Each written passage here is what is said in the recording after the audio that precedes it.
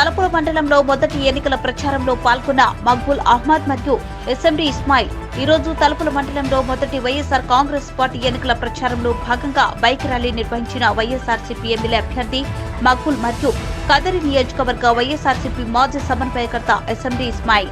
ఈ కార్యక్రమంలో పూల శ్రీనివాసరెడ్డి, వైఎస్ఆర్సీపీ నాయకులు సాదత్ అలీ ఖాన్, ఉప సర్పంచ్ డీకే బాబు, తలుపుల మండలం ఎంపీపీ రఫీ నాయక్ మరియు ప్రజాప్రతినిధులు తదితరులు పెద్ద ఎత్తున పాల్గొన్నారు.